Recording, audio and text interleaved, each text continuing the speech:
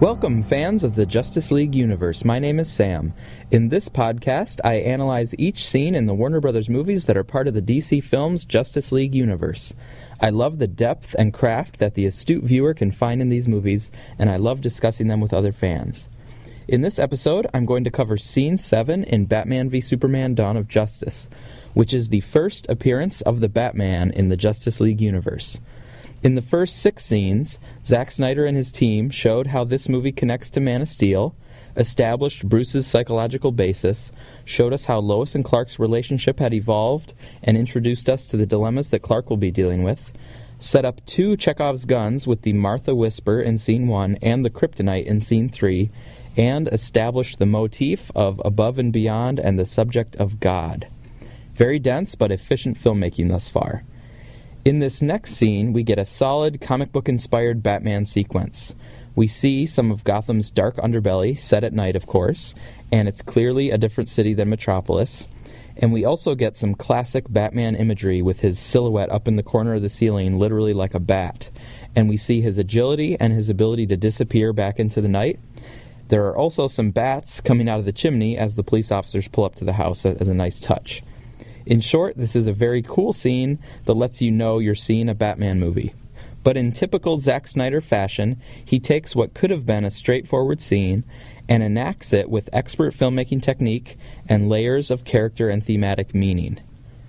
First, with regard to the filmmaking of this scene, it was physically designed and storyboarded in a crafty way by Snyder and Jay Oliva. Oliva, by the way, you might know from his directing of the DC animated movies.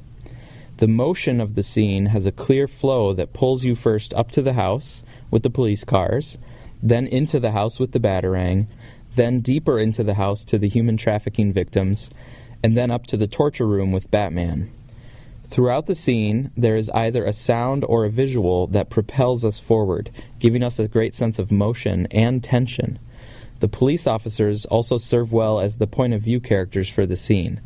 I thought it was especially clever, perhaps inspired by a similar scene in The Dark Knight Returns, to make one of the police officers a rookie. His nervousness, mixed with curiosity and then exhilaration, is a good mirror for the audience. And I noticed how the more experienced officer gave Batman a bit more space to operate, while the rookie went up and invaded Batman's space, maybe because part of him was just eager to see the Bat.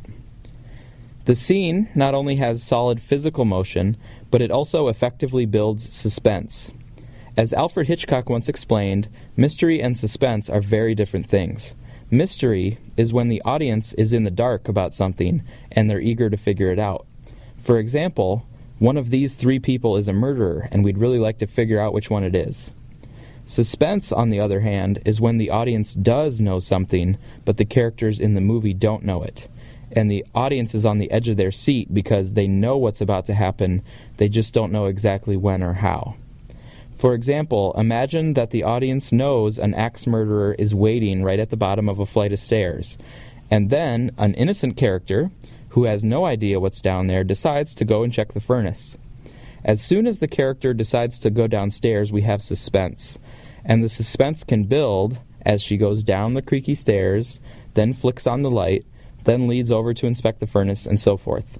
We know the axe murderer and something is about to happen. That gives us the suspense, but we don't know exactly when it's going to strike. So let's look at the suspense in Scene 7 in Batman v Superman. We know something is going down in the house because the police arrived with sirens blaring, and we as the audience know it will involve Batman, but we don't know exactly when or how Batman is going to appear. The eerie sounds and moans add to the suspense during the scene, and the human trafficking victims, who actually prefer to remain in their cell, heighten the suspense even more. The music is also eerie with a moaning sort of choir. The tension reaches its peak when we, the audience, see Batman over the police officer's shoulder, but he doesn't know Batman's there. Then the suspense is released with the gun blasts, and we get a short resolution period to come down from the tension when the cops interact with one another. So that already makes this an effective scene, introducing us to some of Batman's nighttime activities. It also shows how great the new Batsuit design is. But this scene does several more things at the same time. With regard to plot, we learn later that Batman was not actually trying to save the victims, but was interrogating the trafficker. trying to get information about Kniazev and the White Portuguese because of their connection to the kryptonite.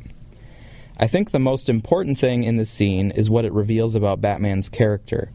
First of all, I talked back in scenes 1 and 2 about how Batman has gone over the edge, so we shouldn't expect the typical Batman that he had been for the first 18 years of his career. Sure enough, here in scene 7, we see that he's more brutal than we're used to, not only beating the criminal excessively, but also branding him. This brutality is accentuated by Larry Fong's extremely harsh lighting that he used for the shots of the criminal who'd been branded. Second, this scene shows that Batman's fear is getting a bit out of control. Batman as a character has always been associated with fear. He uses the bat symbolism to strike fear into the hearts of Gotham's criminals. He wants to save his city by making the criminals more afraid of Batman than the honest citizens are of the criminals. But fear is a dangerous lifestyle because it grows and spreads. In this scene, it's not only the criminal who fears Batman, but also the victims, and even the rookie police officer. We learn through the movie, and this was also covered in a Dr. Pepper prequel comic, that Batman was not always this brutal, but he turned a dark corner after the Black Zero event in Metropolis. The brutality is here now, though, and it affects all those who come into contact with Batman, first and foremost Bruce Wayne himself. In some ways, I think Scene 7 is a parallel to Scene 6 in Lois and Clark's apartment. In the last scene, we saw how Superman's issues affected his other persona, as the serious ramifications of Superman's actions pushed into his personal life. Here in Scene 7, we see how Bruce's issues are affecting his Batman persona, as he is getting more brutal, less compassionate, and more tunnel-visioned in terms of finding the kryptonite and taking out Superman. I think this scene also speaks to the theme that I first mentioned in Scene 1, that good and evil are not diamond absolutes, but are complex and dynamic. If good and evil were absolute and separate, then we could clearly say that Batman is good, or at least his deed here is good because he saved the human trafficking victims and apprehended the criminal. But within the complex thematic world of the Justice League universe, things are not so simple. Yes, Batman stopped the crime, but he did so completely outside the law himself, and he did so by torturing the criminal and striking fear into the innocent. In fact, the victims refer to Batman as a devil, even though they also say that he saved them. They're clearly blurring the lines between good and evil. Maybe Batman's work here is still good on balance, but we have to throw the absolutes out the window. The last thing I wanted to point out about this scene is how Chris Terrio continues to use very minor characters to deliver lines that feed right into overarching themes of the movie. We saw in previous scenes that Jack and the African woman explicitly allude to God's role in their lives after having encounters with Superman. We also saw the African general remark about innocence and ignorance, which sets up Lex's later comments about power not being innocent, and Lex's quest to turn knowledge into power. Here in Scene 7, the experienced police officer yells at the rookie, "How about you don't shoot the good guys?" This is a small bit of dramatic irony, because Batman in this movie, the audience, we realize that Batman is literally trying to take out Superman for most of the movie. So Batman is basically shooting the good guy. And I can't close out this scene without mentioning the great new Batman musical cue. It's a dark, rich, intense pair of chords, each played out over the 1-triple-it-1 rhythm. The chords match this version of the character very well, and the use of the recognizable rhythm was a stroke of genius because it's very versatile. At just about any point in the score, you can underlay that rhythm, even if it's just with drums rather than the full chords, and it inserts Batman into the picture.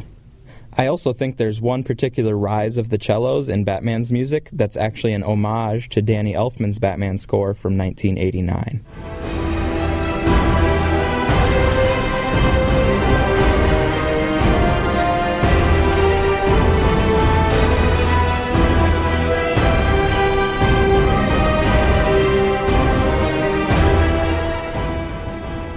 So that's what I have right now for Scene 7.